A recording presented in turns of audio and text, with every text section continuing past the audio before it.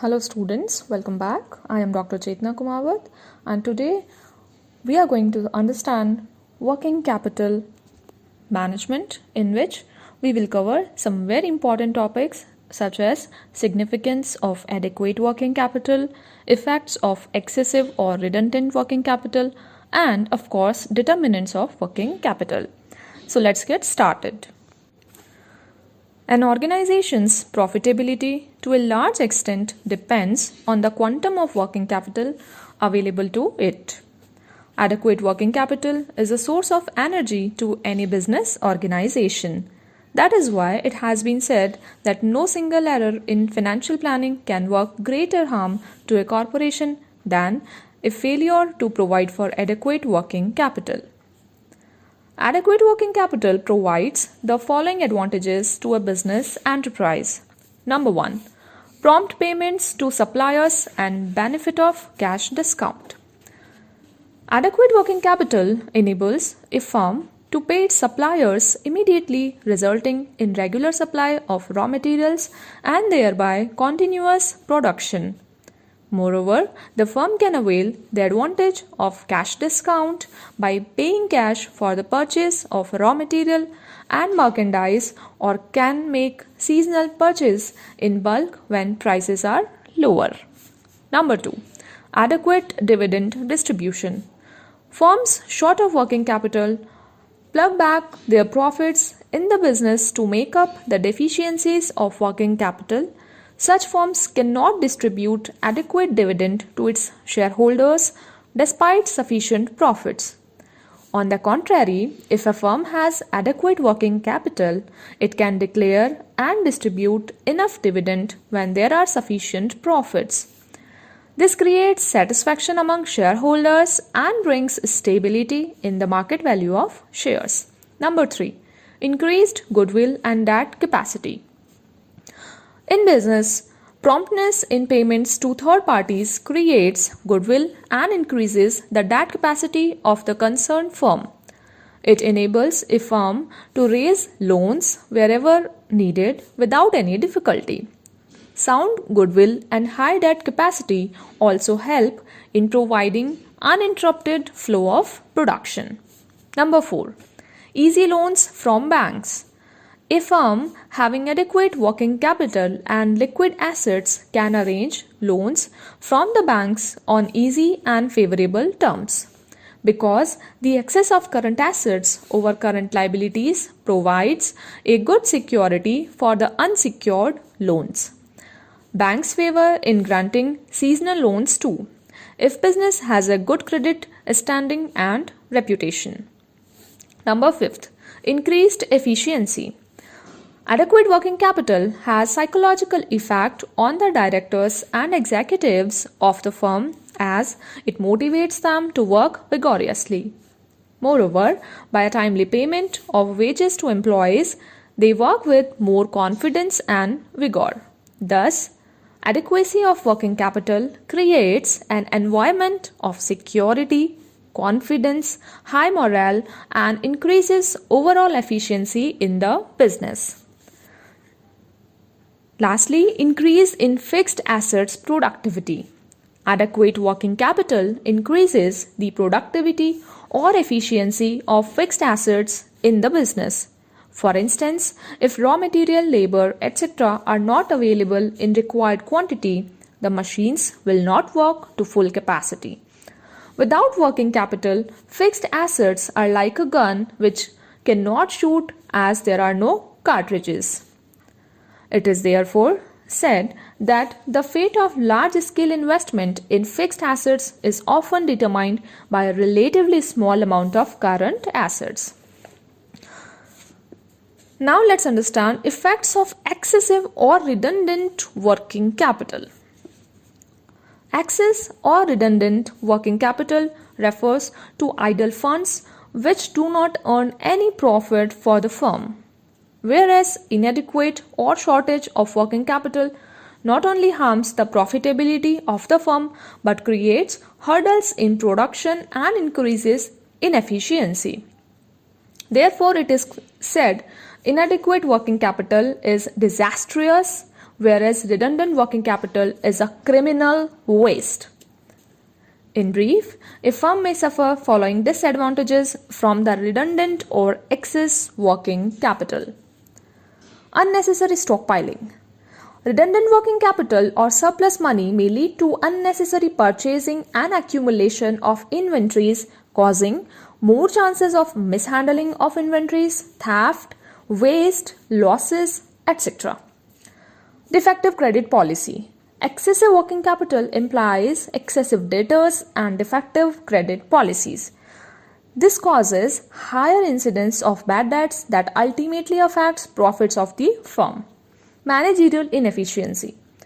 Excessive working capital indicates inefficient management of the firm. It shows that the management is not interested in effectively utilizing the resources and encouraging economy. Effects on profitability. Excessive working capital remains idle and earns no profit for the firm, even though interest has to be paid on it. This reduces the amount of profits. Dissatisfaction among shareholders. Excessive working capital is an indicator of inefficient management. Hence, shareholders believe that they are not getting proper return on their investments. This low rate of return on investments results in lowering the value of shares, causing discontentment among the shareholders. Promotes speculation. Excessive working capital promotes profits of a speculative nature by stockpiling. It results in liberal dividend policy, but the management has to face difficulties in future when there are no speculative profits. So it is evident from the aforesaid description that a firm must have adequate working capital pursuant to its requirement. It should neither be excessive nor inadequate, as both these situations are dangerous. In the words of Gutman and Doggle, adequate working capital is the first requirement for preserving good trade and bank credit, for meeting all expenses and liabilities promptly, and for taking care of emergency and special needs. On the other hand, redundant current funds reduces the return on investment and encourage waste and manipulation. So far we have discussed significance of adequate working capital and also effects of excessive or redundant working capital. Now let's get an understanding of determinants of working capital. Adequate working capital is required for the efficient conduct of a business as evidenced from the aforesaid discussion, but there is no criteria or formula to determine the amount of working capital needs that may be applied to all the firms. The amount of working capital required depends upon a large number of factors, and each factor has its own importance. In order to determine the proper amount of working capital of a firm, the following factors should be considered carefully. Number 1, nature of business. The amount of working capital is basically related to the nature and volume of business. Firms engaged in public utility services such as railways, transport, and electricity supply companies require moderate amount of working capital. It is because of cash nature of their business and selling services instead of products. On the contrary, firms producing luxury goods, construction firms, basic steel industry, engineering industries, or trading concerns require large amount of working capital since they have to invest substantial amount in current assets such as inventories, receivables, and cash. Number 2, size of business. Size of the business or firm is also a determining factor in estimating working capital requirements. The size may be measured either in terms of a scale of operations or in assets or sales. Large firms require more amount of working capital for investment in current assets and to pay current liabilities than smaller firms. However, in some cases, even a small firm may need more working capital as a cushion against cash flow interruptions. Number 3, changes in technology. Changes in technology may lead to improvement in processing of raw material, savings in wastage, higher productivity, and more speedy production.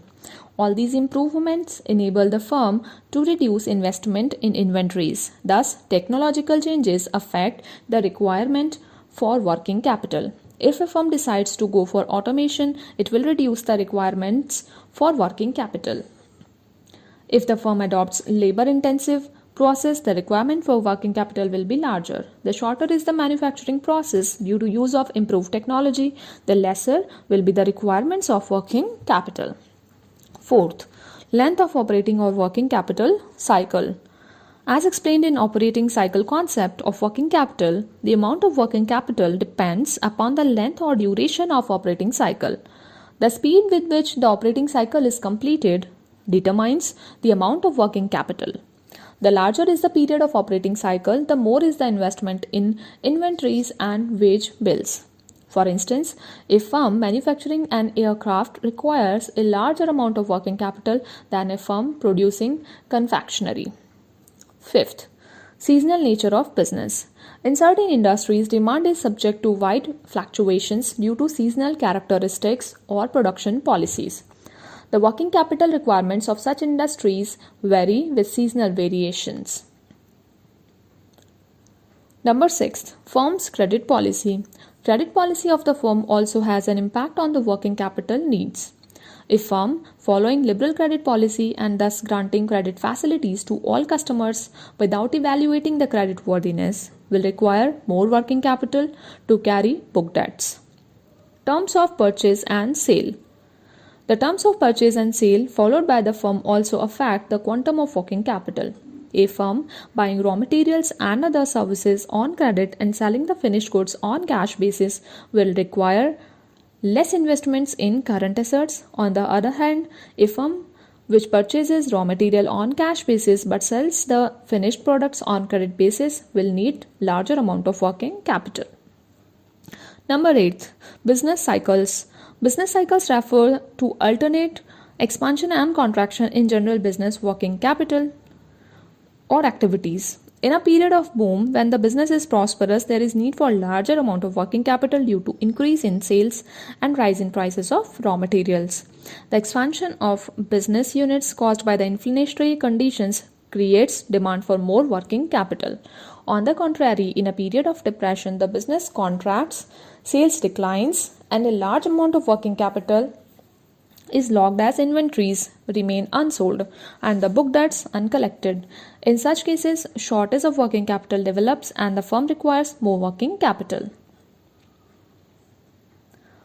Ninth, rate of growth of business. In case of existing businesses, the rate of growth of business directly affects the working capital. If the rate of growth is slow, the working capital requirements can be met out from plugging back of profits. But if the business is expanded at large scale, additional funds will be required to acquire fixed assets along with current assets. Working capital turnover. Number 10. It implies the speed with which the working capital circulates in the business. The rate of turnover of working capital is measured by the ratio of scale of sales to current assets. The faster is the sales, the larger is the turnover. Consequently, lesser will be the need for working capital and vice versa.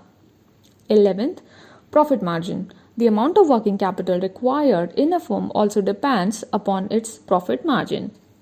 A high rate of profit margin due to quality products or good marketing management or monopoly power in the market reduces the working capital requirements of the firm, as profit earned in cash is a source of working capital. Number 12, dividend policy. It should be noted that whole of the profits earned are not available for working capital purposes, as it depends upon the dividend policy pursued by the firm. Distribution of major portion of profits in the form of cash dividend results in a drain on cash resources that reduces working capital to that extent. If the management follows conservative dividend policy and retains larger portion of net profits in the business, the working capital position will be stronger. And lastly, some other factors. In addition to the above considerations, there are a number of other factors which affects the requirements of working capital Important among these factors are rate of industrial development, means of transport and communication, coordination of activities of the firm, political stability, etc. In addition to this, the factors affecting three main components of working capital, that is cash, receivables and inventory, will also affect the working capital requirements of the firm. So this is it for today's lecture. Thank you so much for your patience and listening to it.